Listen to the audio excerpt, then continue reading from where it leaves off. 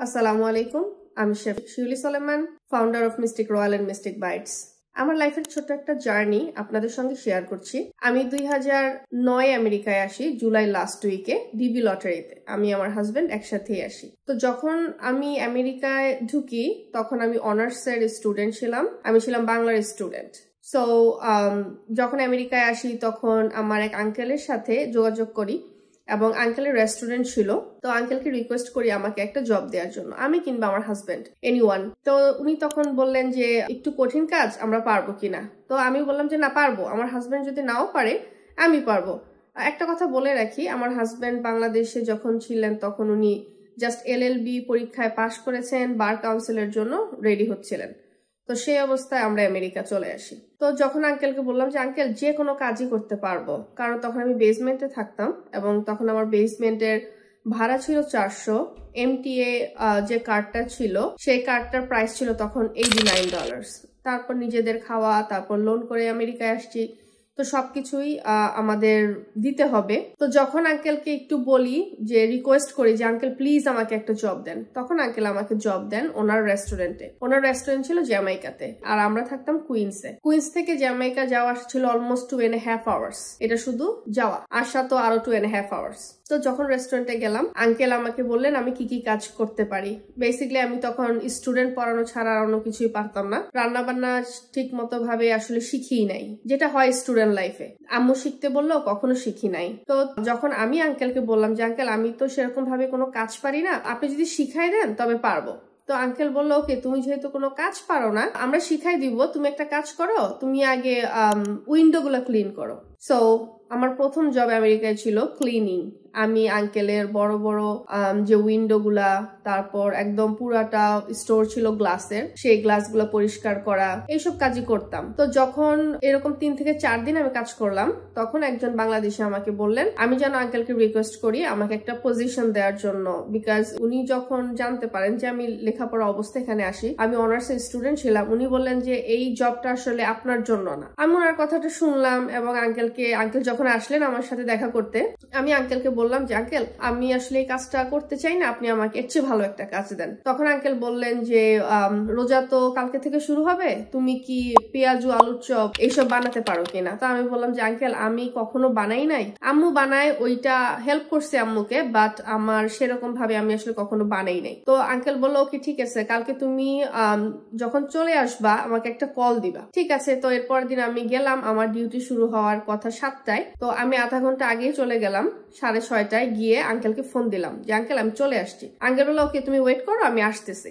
7টা বাজে আঙ্কেল আসলো, এসে আমাকে বললো আজকে আমার কাজ হচ্ছে 40 মিনিটের মধ্যে আলুর চপ বানানো, বেগুনি বানানো, পাকোড়া বানানো, পেঁয়াজু, এই 4টা আইটেম এক একটা 40 পিস করে হবে এবং আমার সময় হচ্ছে 45 মিনিট মনে হয়। এই এতটুকু সময়ের মধ্যে আমাকে এগুলা সব বানাতে হবে, তারপর কিচেনটা পরিষ্কার করে রেখে যেতে হবে। তো প্রথমে আঙ্কেলকে বললাম যে আঙ্কেল আমি কি পারবো। আঙ্কেল বললো যে চেষ্টা করো, না চেষ্টা করলে তো পারবা না, আমার মনে হয় তুমি পারবা। তো ঠিক আছে, আঙ্কেল পিছনে দাঁড়াই ছিল আর আমি এগুলি সব যতটুকু পারি ওইভাবে, আঙ্কেল অবশ্য তার আগে 10 মিনিটের মতো আমাকে একটা ব্রিফিং দেয় যে তুমি এইভাবে করবা, দেন আমি ওইভাবেই করি এবং আলহামদুলিল্লাহ খাবারগুলো নাকি আঙ্কেলের কাছে খুবই মজা লাগছে, আঙ্কেল সেদিন বললো। তারপর আমি জাস্ট ডিসপ্লেতে there within like half an hour to 45 minutes আমার খাবারগুলা সেল হয়ে যায়। আঙ্কেল এটা তো খুবই খুশি হয়। তো আঙ্কেল বলে যে নেক্সট ডেতে তুমি ঠিক এভাবেই বানাবা। এইভাবেই রোজার সময় আমি যখন প্রায় 1 সপ্তাহের মতো কাজ করি এবং খাবারগুলো খুব ভালোই সেল হচ্ছিল।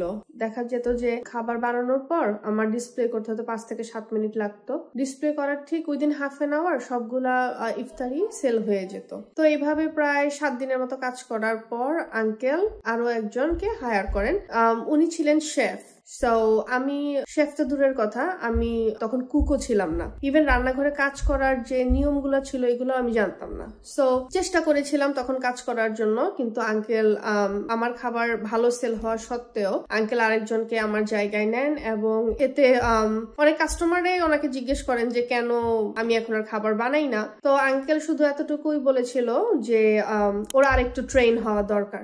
এটা আমি আসলে নিজেও বিশ্বাস করি যে তখন যেহেতু আমি কিছুই জানতাম না, আমার আসলে হয়তো ট্রেন হওয়া দরকার ছিল আরো। তবে আমার খাবারগুলো খুব ভালো তখন চলতো এবং তখন কনফিডেন্ট ছিলাম যে হ্যাঁ মনে হয় রান্না বান্না পারবো। এইভাবেই আর কি আমি প্রায় 1 মাস কাজ করি। 1 সপ্তাহ পরে আমি আর কিচেনে কাজ করি না। 1 সপ্তাহ পরে আমাকে অন্যান্য জায়গায় কাজ করতে পাঠানো হয়, এই কাজ সেই কাজ করে অলমোস্ট 15 দিনের মতো পার করি। 15 দিন মতো পার করার পরে যখন আমি স্যালারিটা পাই, আসলে সেই স্যালারিটা আমার বেসমেন্ট ভাড়া তো দূরের কথা, আমার এমটিএ কার্ড কিনে আমার পানি খাওয়ার টাকাটাও ছিল না। সো আমি জব সুইচ করি এবং তখন আমি আরো কয়েকটা দোকানে কাজ করি। দোকান বলতে তখন আমি জুয়েলারি শপে কাজ করি, ওখানে বেতন ভালো ছিল। তারপর আর কি 2010-এর জানুয়ারির 2 তারিখে আমি কানেকটিকাটে শিফট করি আমার হাজবেন্ডের জবের জন্য। ডামিনোজে আমার হাজবেন্ড জব পান এবং স্যালারি ভালো ছিল। নিউ ইয়র্কে যেখানে $3 স্যালারি পে করতো পার আওয়ারে, এখানে আমার হাজবেন্ডকে অফার করা হয় $8 পার আওয়ার।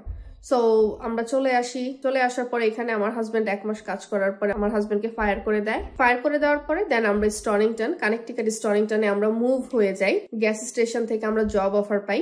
আর 2010-এর ফেব্রুয়ারির 2 তারিখ থেকে আমরা একটা গ্যাস স্টেশনে জয়েন করি আমি আর আমার হাজবেন্ড। আমার হাজবেন্ড জয়েন করার 1 মাস পরে আমি জয়েন করি এবং আমরা 16 ঘন্টা পার ডেতে কাজ করতাম। 7 days a week। আমাদের খাওয়ার কোনো সময় দেওয়া হতো না, আমাদের কোনো ওভারটাইম পে করা হতো না। তারপরেও আলহামদুলিল্লাহ যখন আমাদের অনেক সময় না খেয়ে থাকতে হয়েছিল, তো সেই সুবাদে বলবো যে ওই জবটাও আমাদের কাছে ভালো ছিল। তো এইভাবে যখন 2012-তে আমি প্রেগনেন্ট হই, তখন আমি আমার হাজবেন্ডকে বলি যে না, এইভাবে আমি আর কাজ করতে পারবো না, আমি কিছু করতে চাই। তো আমার হাজবেন্ড আমাকে জিজ্ঞেস করে যে কি করতে চাই, তখন আমি বলি যে আমি ফুড ট্রাক শুরু করতে চাই। সেম এগেইন, আমার কোনো এক্সপিরিয়েন্স নাই, আমি লম্বা সময় একটা গ্যাস স্টেশনে জব করি। বাই দিস টাইম আমি একটা স্কুলে ভর্তি হই, এটা একটা অনলাইন স্কুল। আমি ওখান থেকে লেখাপড়া করে দেন আমি এখানে একটা স্কুলে পরীক্ষা দিই এবং প্রথম পরীক্ষা আমি ফেল করি, সেকেন্ড টাইম পরীক্ষাতে আমি পাশ করি। তো তারপর আর কি ফুড ট্রাক আমি শুরু করি 2013-তে। আমার বড় ছেলে জন্ম হয় জানুয়ারির 3 তারিখে আর আমি আমার বিজনেস স্টার্ট করি মের 13 তারিখ। তো 2013-তে শুরু করার পরে যেহেতু আমার এক্সপিরিয়েন্স ছিল না, সেহেতু আমার বিজনেসটা ফল করে এবং খুব বাজেভাবে ফল করে। তারপর 2015-তে আমার ছোট ছেলে যখন জন্ম নেয়, তখন আমি 1 বছরের একটা ব্রেক নিয়ে দেন আমি আবার শুরু করি। 2016-তে আমার ফুড ট্রাক হচ্ছে একটা kind of like a competition, এটা একটা ভিনিয়ার্ডে হয়। তো এখান থেকে যখন আমার সাথে কন্ট্যাক্ট করা হয়, প্রথমে আমি ডিনাই করি, কারণ আমি জানি যে আমার খাবারটা খুব একটা ভালো চলছিল না। যেহেতু একবার বিজনেসে ফল করে গেছি, এটা বড় একটা লস গুনতে হয়েছিল আমাদেরকে, আমি অনেকটাই ভয় পাই। তো ওইখানকার ম্যানেজার, উনি একজন মহিলা, উনি আমাকে বলেন যে তুমি ট্রাই করতে পারো, তুমি বিশ্বাস করো যে আমি তোমাকে হেল্প করব। তো 2016-তে আমরা সেই ভিনিয়ার্ডের একটা কম্পিটিশনে যোগ দিই এবং সামহাউ এটা ওয়ার্কআউট করে আর তখন আমি নাম্বার 1-এ চলে আসি। এটার মূল কারণ ছিল যে ওইখানে কোনো ইন্ডিয়ান খাবার ছিল না। আমার ফুড ট্রাকে ইন্ডিয়ান খাবার ছিল, চাইনিজ খাবার ছিল, কিছু থাই খাবারও ছিল। সো সব মিলে দেখা গেছে যে কাস্টমার তো এই খাবারগুলো বেশি লাইক করে। সো সেভাবে এটা ওয়ার্কআউট করে। তখন আমি একাই কাজ করতাম। ঠিক এইভাবেই 9 বছর আমার ফুড ট্রাকটা নাম্বার 1-এ ছিল, আমাদেরকে কেউ বিট আপ করতে পারে নাই। অলমোস্ট লাইক 8 বছর পর ওই ভিনিয়ার্ডের মালিক মারা যায় আর আমিও 9 বছর পর ওইখান থেকে কুইট করে আমরা যখন করোনা হিট করে, তখন আমার বিজনেস তুঙ্গে ছিল মাশাআল্লাহ। তখন আমাদের বিজনেস প্রচুর কাস্টমার নিয়ে আমরা শেষ করতে পারতাম না। তারপর এভাবেই আমার হাজবেন্ড আমাকে একদিন বলে যে আমরা রেস্টুরেন্ট খোলা ট্রাই করতে পারি। তো 2021-এর এপ্রিলের 2 তারিখ আমি আমার রেস্টুরেন্ট ওপেন করি। 2022-এ আমি আমার সেকেন্ড ফুড ট্রাক আবার কিনি, আরেকটা ফুড ট্রাক কিনি। 2024-এ আমি আমার থার্ড ফুড ট্রাকটা কিনি। সো এইভাবেই আস্তে আস্তে আমি সামনের দিকে এগিয়ে যাচ্ছি। আমার জন্য সবাই দোয়া করবেন। আর অবশ্যই যারা বিজনেস করবেন, একটা কথা সবসময় মনে রাখবেন, একজন মেন্টর বিজনেস শুরু করার আগে খুব বেশি দরকার। আপনারা কাপল ইয়ার সময় নেন, মেন্টরের সাথে যোগাযোগ করেন এবং মেন্টর থেকে সব শিখে তারপর বিজনেসে নামবেন। তাহলে আপনাদের ফেল করার যে রিস্ক, এটার পার্সেন্টেজটা কমে যাবে। সো এভাবে এগিয়ে যাচ্ছি। এখন আমি সার্টিফাইড শেফ। সো আমার জন্য সবাই দোয়া করবেন, আমি যেন সামনের দিকে এগিয়ে নিয়ে যেতে পারি, বাংলাদেশের খাবারটা যেন সবার সামনে তুলতে পারি। Thank you so much, bye by.